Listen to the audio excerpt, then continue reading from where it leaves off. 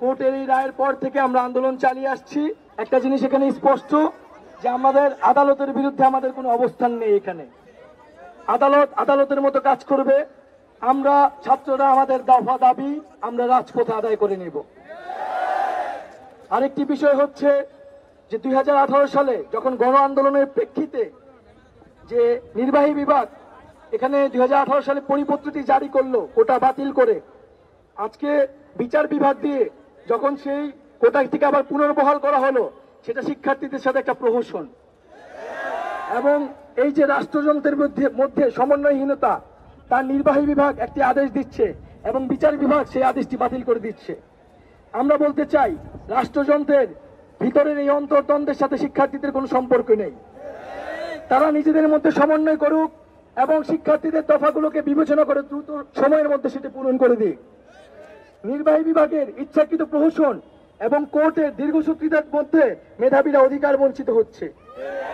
একদিনের জন্য আমরা এটি বরদাস্ত করব না। রাষ্ট্রযন্ত্রের বিভিন্ন বিভাগের এই একযোগে নাটক আর বরদাস্ত করা হবে না। নির্বাহী বিভাগের এখনো ক্ষমতা আছে যে পুনঃ পরিপত্র জারি করার, এবং কোর্ট ও ছাত্র সমাজকে মুখোমুখি দাঁড় করিয়ে দেওয়ার যে প্রহসন, সেটা আর মঞ্চস্থ করতে দেওয়া হবে না।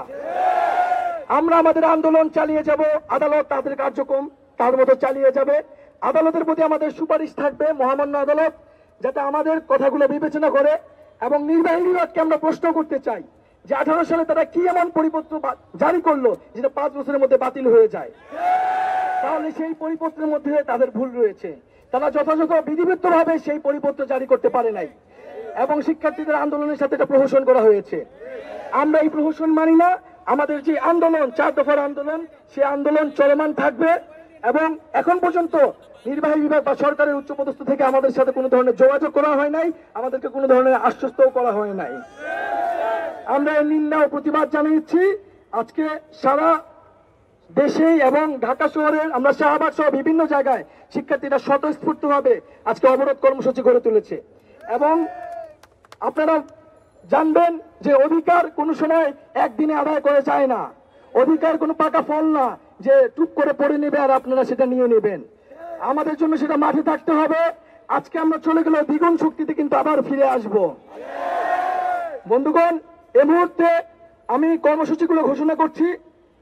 আগামী শুক্রবার অনলাইন ও অফলাইনে আমাদের জনসংযোগ হবে 4 দফার ভিত্তিতে এবং সারা দেশে সমন্বয় করা হবে। আগামী শনিবার বিকাল 3টায় সকল বিশ্ববিদ্যালয় এবং কলেজ থেকে বিক্ষোভ মিছিল বের করা হবে। আগামী রবিবার সকল কলেজ ও বিশ্ববিদ্যালয়ে ক্লাস পরীক্ষা বর্জন ও ছাত্র ধর্মঘট পালিত হবে। এবং আগামী শনিবার বিক্ষোভ মিছিলের পরবর্তী সময়ে আমরা রবিবারের আমাদের মাঠের কর্মসূচি ঘোষণা করব। এবং আজকে সারা দেশে যারা বিভিন্ন স্থানে স্বতঃস্ফূর্তভাবে আন্দোলন গড়ে তুলেছেন তাদের সবাইকে ধন্যবাদ জানাচ্ছি।